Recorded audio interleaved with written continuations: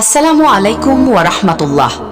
আমার প্রিয় দিনী ভাই ও বোনেরা, আপনার জীবন কি এমন এক পরীক্ষার মধ্যে দিয়ে যাচ্ছে যেখানে মনে হচ্ছে চারদিকে শুধু অন্ধকার?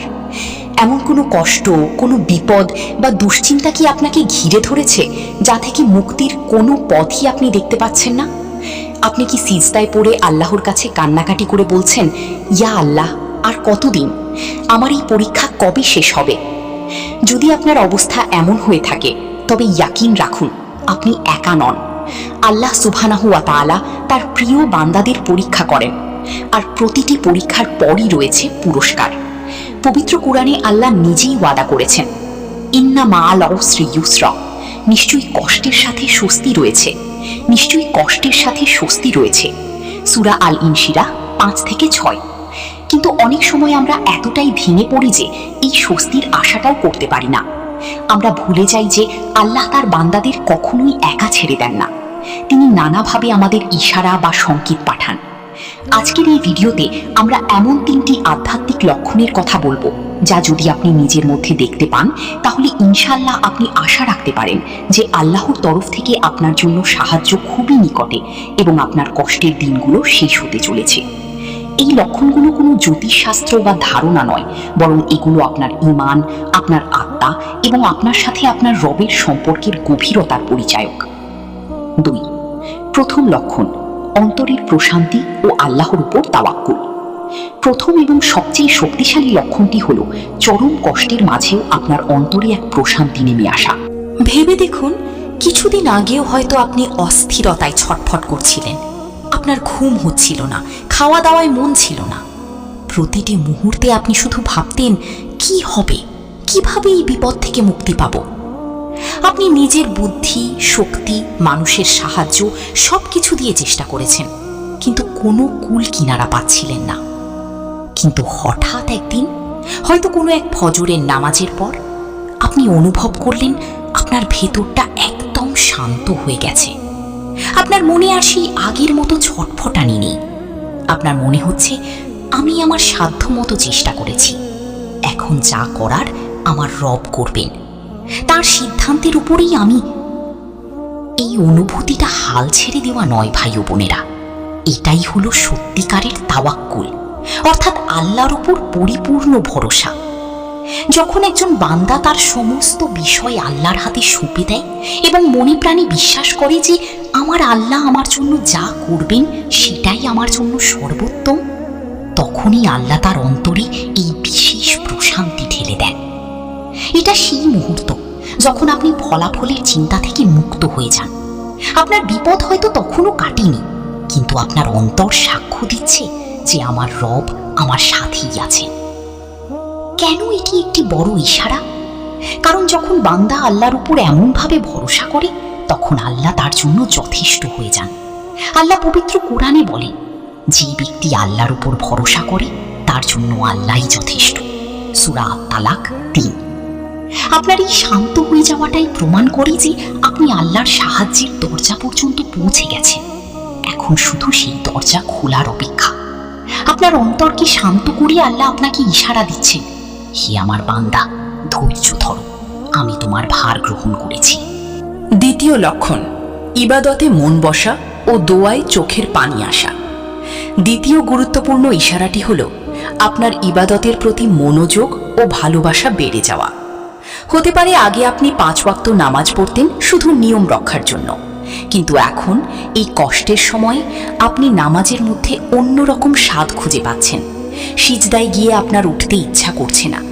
আপনার মনে হচ্ছে সিজদাই হলো পৃথিবীর সবচেয়ে নিরাপদ জায়গা, যেখানে আপনি সরাসরি আপনার রবের সাথে কথা বলছেন। হতে পারে আপনি গভীর রাতে ঘুম থেকে জেগে যাচ্ছেন এবং আপনার মন তাহাজ্জুদ পড়ার জন্য আকুল হয়ে উঠছে।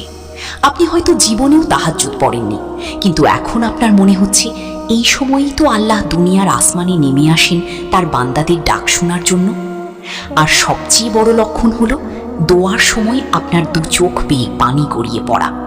এই কান্না হতাশার কান্না নয়, এই কান্না হলো আপনার রবের সামনে নিজের অক্ষমতাকে স্বীকার করে নেওয়ার কান্না। এই কান্না হলো ভরসার কান্না। যখন কোনো বান্দার চোখ থেকে আল্লাহর ভয়ে ও তার কাছে চাওয়ার আকুতিতে এক ফোঁটা পানিও গড়িয়ে পড়ে, সেই দোয়া আরশের পর্দা পর্যন্ত পৌঁছে যায়। এটা কেন একটি শুভ লক্ষণ? কারণ আল্লাহ যখন কোনো বান্দাকে সাহায্য করতে চান, তখন তিনি প্রথমে সেই বান্দাকে তার কাছে আসার তৌফিক দান করেন।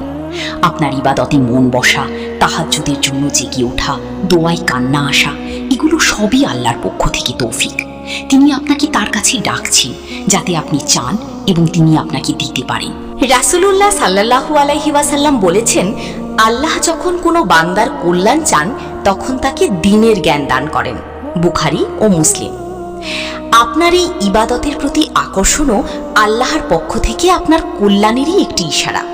তিনি আপনাকে আধ্যাত্মিকভাবে শক্তিশালী করছেন, যাতে তিনি যখন আপনাকে বিপদ থেকে উদ্ধার করবেন, আপনি যেন তার শুকরিয়া আদায় করতে ভুলেন না। তৃতীয় লক্ষণ, মানুষের উপর থেকে ভরসা উঠে যাওয়া এবং দুনিয়ার প্রতি মোহমুক্তি।